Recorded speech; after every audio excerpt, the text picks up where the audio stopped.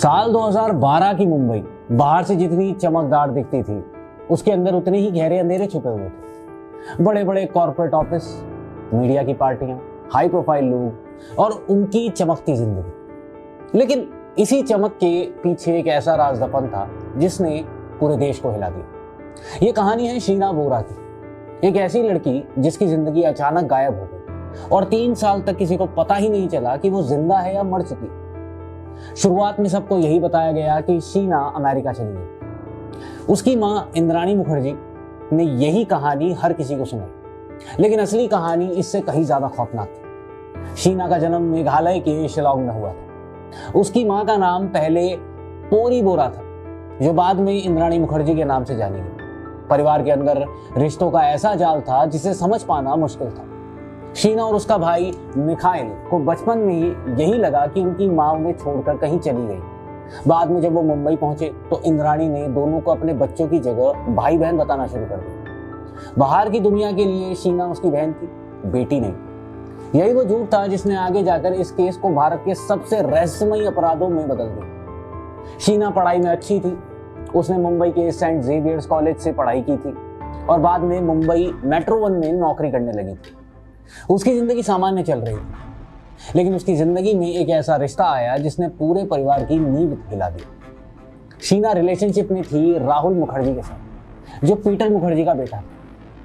Peter उस समय देश के बड़े मीडिया नामों में गिना जाता था।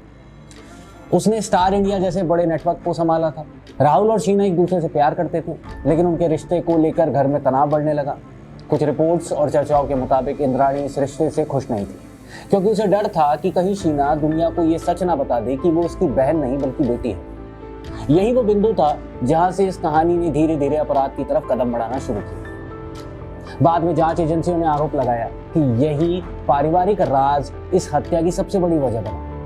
दरअसल 24 अप्रैल 2012 का दिन इस केस का सबसे अहम दिन माना जाता है। उसी दिन शाम को शीना आखिरी बार जिंदा देखी गई। पुलिस जांच के अनुसार उस दिन शीना को उसकी मां इंद्राणी ने मिलने के लिए बुलाया था। राहुल ने बाद में बताया कि उसने शीना को बांद्रा के नेशनल कॉलेज के पास छोड़ा था। इसके बाद शीना अचानक गायब हो जाती है। रात होते होते राहुल को शीना के फोन से मैसेज आने लगते हैं।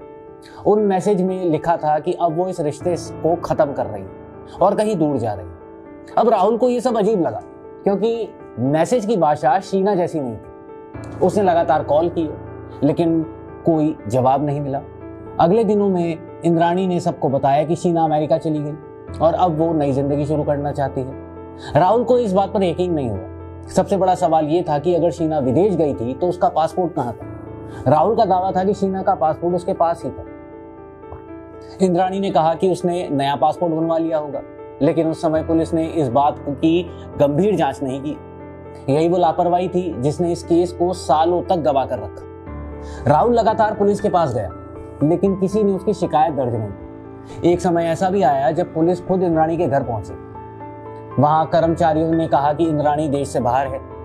बाद में इंद्राणी खुद पुलिस स्टेशन पहुंचती है और वो बोलती है कि राहुल शीना का पीछा कर रहा है और इसी वजह से शीना उससे दूर चली गई। धीरे धीरे सब लोग यही मानने लगे कि शीना कहीं विदेश में ही है। राहुल भी निराश होकर देहरादून चला आता है, लेकिन उसके मन में हमेशा एक डर था कि कुछ कहीं ना कहीं बहुत गलत तो हुआ है।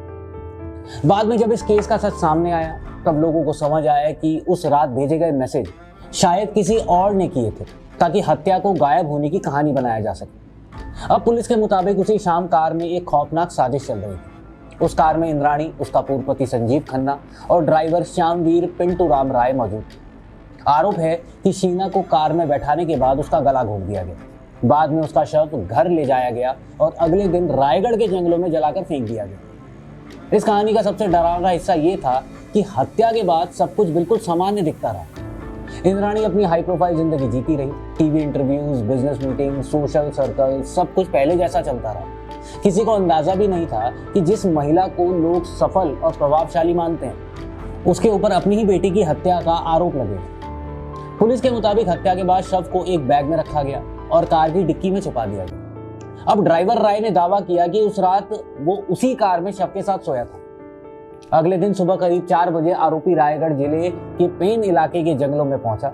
वहां पेट्रोल डालकर शव को जला दिया गया। अब उसी साल मई में स्थानीय लोगों को वहां कुछ जले हुए अवशेष मिलते हैं। उस समय किसी को अंदाजा नहीं था कि यह अवशेष देश के सबसे चर्चित हत्याकांड से जुड़े होंगे। शुरुआती जांच में पुलिस ने उस मामले को गंभीरता से नहीं लिया था। यही वजह थी कि केस वहीं का वहीं दबा रह गया। 3 साल तक कोई कुछ नहीं जान पाया। लेकिन अपराध चाहे कितना भी शातिर तरीके से किया जाए, एक न एक दिन उसके सुराग बाहर आ ही जाते हैं। अब अगस्त 2015 में मुंबई पुलिस ने अवैध हथियार रखने के मामले में ड्राइवर श्यामवीर राय को गिरफ्तार किया। पूछताछ के दौरान उसने ऐसा खुलासा किया जिसने पुलिस अधिकारियों तक को हिला दिया। उसने बताया कि 3 साल पहले उसने अपनी मालकिन इंद्राणी के साथ मिलकर शीना बोरा की हत्या की थी। शुरुआत में पुलिस को भी यकीन नहीं हुआ, लेकिन जैसे तैसे राय बयान देता गया, पूरी कहानी खुलती चली गई। पुलिस ने इंद्राणी को गिरफ्तार किया। फिर कोलकाता से संजीव खन्ना को पकड़ा गया। कुछ महीनों बाद पीटर मुखर्जी को भी गिरफ्तार किया गया।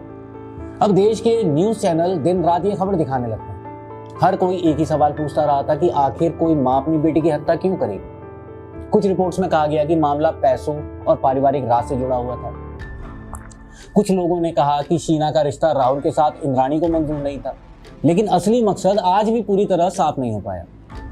अब यही वजह है कि ये केस आज भी लोगों को उलझा देता है। जब जांच आगे बढ़ी तो इस केस ने और भी डरावना मोड़ ले लिया।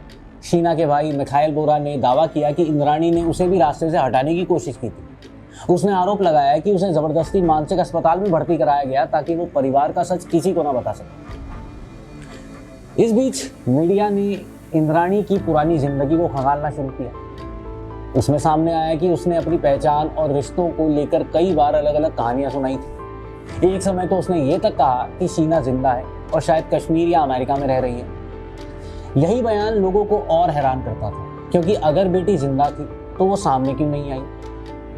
पुलिस ने रायगढ़ के जंगलों से मिले अवशेषों की जांच शुरू की। वहां से हड्डियों और दांतों के जले हुए टुकड़े मिलते हैं। फॉरेंसिक जांच में जान की हड्डी के डीएनए का मिलान इंद्राणी के डीएनए से होता है। जांच एजेंसियों ने दावा किया कि यह अवशेष शीना के ही हैं। लेकिन केस यहीं खत्म नहीं होता। बाद में कुछ रिपोर्ट्स में कहा गया कि कुछ सबूत गायब हो गए और कुछ नमूनों का मिलान नहीं हो पा रहा है। 2024 में तो अदालत ने यह तक बता दिया कि शीना की कथित अवशेष कुछ समय के लिए अनट्रेसेबल यानी गायब हो गए थे। बाद में सीबीआई ने कहा कि वो दिल्ली के रिकॉर्ड्स रूम में मिल गए। इस खुलासे ने जांच एजेंसियों की कार्यप्रणाली पर भी सवाल खड़े कर दिए। सोशल मीडिया और इंटरनेट पर लोग इस केस पर लंबी बहस करने लगते हैं। कुछ लोगों का मानना था कि इस केस में अभी भी कई राज छुपे हुए थे। कई लोग ये भी कहते रहे कि इतनी हाई प्रोफाइल कहानी में शायद बहुत कुछ जनता से छुपा हुआ है। लेकिन अदालत में अभी भी मुकदमा चल रहा है और अंतिम फैसला आना भी बाकी है। इस केस की सबसे बड़ी खासियत ये थी कि इसमें रिश्ते इतने उलझे हुए थे कि आम आदमी कई बार समझ ही नहीं पाता था कि कौन किसका क्या लगता है। माँ बेटी को बहन बताती रही, सौतेला भाई ही प्रेमी निकलता है, पूर्व पति हत्या के आरोप में गिरफ्तार होता है, ड्राइवर सरकारी गवाह बन जाता है और मीडिया का बड़ा चेहरा खुद कटघरे में खड़ा हो जाता है। यही वजह थी कि इस केस को भारत का सबसे उलझा हुआ मर्डर मिस्ट्री केस कहा जाने लगा। पुलिस के मुताबिक हत्या की साजिश पहले से तैयार थी। ड्राइवर राय ने दावा किया कि इंद्राणी ने पहले ही उस जगह की रेकी की थी जहां शव जलाया जाना था। उसने कार किराए पर ली, संजीव खन्ना को मुंबई से बुलाया गया, फिर सब कुछ एक फिल्मी प्लान की तरह किया गया। अब लेकिन अपराधियों से एक गलती हुई, वो ये कि उन्होंने सोचा सबूत हमेशा के लिए मिट जाएगा। मगर 3 साल बाद एक छोटी सी गिरफ्तारी ने पूरा राज खोल दिया। इस केस में मीडिया ट्रायल भी बहुत बड़ा मुद्दा बना। हर न्यूज चैनल अपनी थ्योरी चलाने लगता है। किसी ने इंद्राणी को महत्वाकांक्षी महिला बताया तो किसी ने उसे कोल्ड ब्लडेड अपराधी। कुछ रिपोर्ट्स में पीटर मुखर्जी की भूमिका पर सवाल उठे। बाद में उन्हें जमानत मिली, लेकिन केस अभी भी अदालत में है। 2022 में मुंबई हाई कोर्ट ने इंद्राणी को जमानत तक दे दी। अदालत ने कहा कि मुकदमा बहुत लंबा खिंच रहा है और सैकड़ों गवाहों की जांच अभी बाकी है। जेल से बाहर आने के बाद इंद्राणी ने एक किताब अपने ऊपर लिखी जिसका नाम था अनब्रोकन। उसमें उसने अपनी कहानी और अपना पक्ष रखा, लेकिन जनता का एक बहुत बड़ा हिस्सा आज भी उसकी बातों पर भरोसा नहीं करता, क्योंकि इस केस में जितने सवाल हैं उतने जवाब नहीं है। आज भी लोग सोचते हैं कि अगर ड्राइवर राय गिरफ्तार ना होता तो क्या शीना बोरा की हत्या का सच सामने कभी आ पाता। मुंबई की वो रातें आज भी इस केस की याद दिलाती हैं। बांद्रा की सड़कें, वर्ली का घर, रायगढ़ का जंगल और वो कार जिसमें एक लड़की की जिंदगी को खत्म कर दिया गया। अब इस केस ने लोगों को ये सोचने पर मजबूर कर दिया कि अपराध सिर्फ गली मोहल्ले में नहीं होते, बल्कि बड़े घरों की चमकदार दीवारों के पीछे भी बहुत अंधेरा छुपा हो सकता है। सबसे दर्दनाक बात यह थी कि शीना के गायब होने के बाद किसी ने गंभीरता से उसकी तलाश नहीं की। अगर शुरुआत में पुलिस ने राहुल की शिकायत पर ध्यान दिया होता तो शायद जांच पहले शुरू हो जाती, लेकिन सिस्टम की लापरवाही और परिवार की बनाई गई झूठी कहानी ने इस केस को 3 साल तक दबाए रखा। यही कारण है कि आज भी इस केस को सिर्फ एक हत्या नहीं बल्कि धोखे, झूठ, सत्ता और रिश्तों की भयानक कहानी माना जाता है। 2024 और 2026 तक भी अदालत में इससे जुड़े नए खुलासे सामने आते रहे। कभी अवशेषों को लेकर सवाल उठा, कभी लैपटॉप जैसे सबूतों को लेकर बहस हुई। अदालत ने हाल ही में जांच एजेंसियों को शीना का लैपटॉप पेश करने का आदेश भी दिया ताकि ट्रायल निष्पक्ष तरीके से किया जा सके। इसका मतलब साफ है कि इतने साल बाद भी इस केस की फाइल पूरी तरह बंद नहीं हुई। आज भी अदालतों में गवाही चल रही है, नए दस्तावेज सामने आ रहे हैं और लोग इंतजार कर रहे हैं उस दिन का जब अदालत अंतिम फैसला सुनाएगी। लेकिन चाहे फैसला जो भी आए, एक सच कभी नहीं बदलेगा। वो ये कि 24 अप्रैल 2012 की शाम एक लड़की अचानक गायब हो गई थी और उसके बाद भारत ने एक ऐसा अपराध देखा जिसने रिश्तों पर लोगों का भरोसा तक हिला दिया। ऐसी ही क्राइम स्टोरी को देखने के लिए फॉलो करें MATV न्यूज़।